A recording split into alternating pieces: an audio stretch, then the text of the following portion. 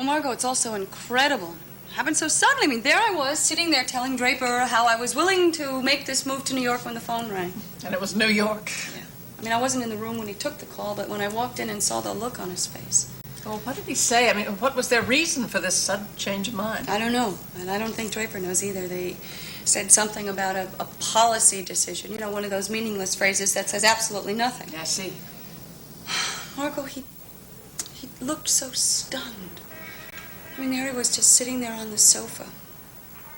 Looked as if a 2-ton brick had fallen off the ceiling and hit him on the head. Poor Draper, he must have been awfully upset. Oh, yeah. Didn't rant or rave or anything like that. Just sat there and stared. How can anyone do anything like that to anyone? Especially after they made such a big fuss over Draper and took us to New York and practically promised him the job. Darling, as I said before, I mean, these things just happen in business. I mean, nothing is ever a sure thing. I feel so awful for him. I've never seen him look so dejected.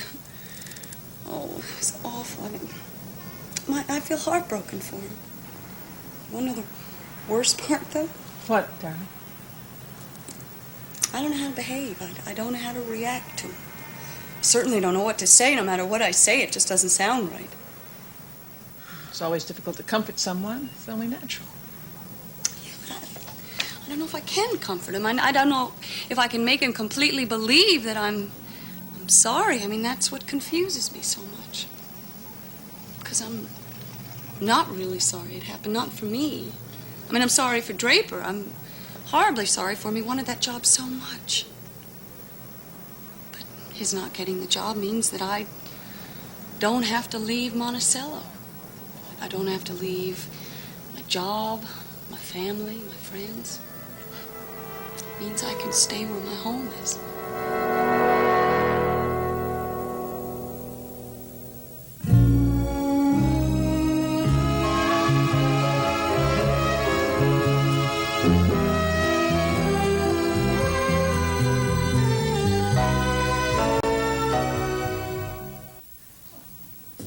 It's only natural you should feel that way. And after all, you would have had to give up everything that really meant anything to you if Draper had gotten that job. Well, I don't know, Margo. I wouldn't have had to give up the most important thing, which happens to be my husband and my marriage. Well, you know how I feel about it. I still think it wasn't very fair of Draper to ask you to make those sacrifices. But I would have done it, Margo. You do know that. And I can't stand in the way of Draper's success. That isn't fair. Well, Draper will do just fine here. Now, believe me. I'm still so puzzled about the whole thing. Seward, Paxton and Whiteside were so eager to get Draper into the firm. The way they wined and dined us, the things they said to him. You know what they say, that all things work out for the best. You know, in this case, I think that adage is absolutely true. Yeah, well, you'd be hard put to convince Draper of that. Darling, Draper should be thankful that things did work out this way. I think that if you'd gone to New York, that your marriage would have suffered. No, really, you couldn't help but have some sort of resentment about giving up everything, and a rift could have developed in your marriage. Margo, how can you even say that?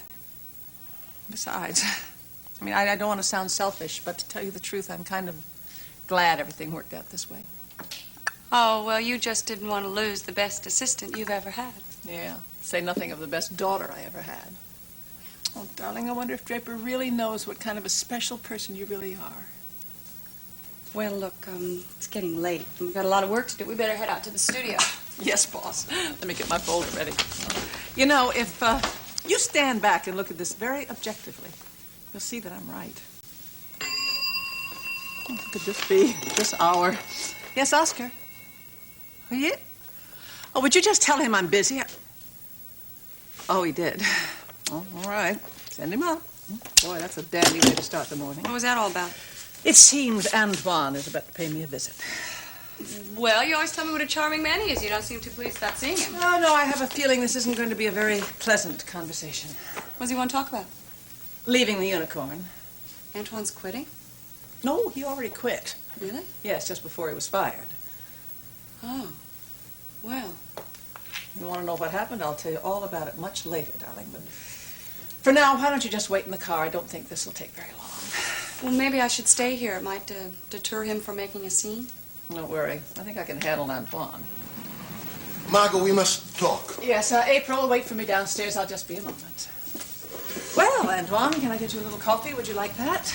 No, thank you. Just a little conversation. I remember the first time I saw this room, I thought it was lovely. It still is. Margo, surely you must realize by now that an injustice has been done me. My dear fellow, if you wanted a raise, you could have just asked for a raise. I was satisfied with the financial situation. Oh, well, I guess you were. That $2,000 that you appropriated from the cash register would have been tax-free. In all my years in business, two things have never been questioned. My skill as a chef and my integrity. Well, there's always a first time, isn't there? Do you really believe I'm a thief? Oh, Antoine, you told me that you took the cash from the register.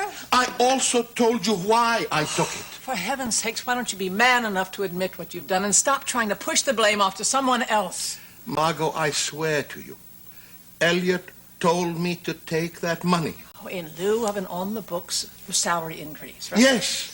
Well, Elliott swears to me that he said nothing of the sort. And I have to believe him. Because he's your husband? No, because that would have been a very unprofessional way to run a business. That's precisely the way he ran the Unicorn, unprofessionally. He may have made mistakes because of lack of experience, but I find your actions inexcusable. He tricked me.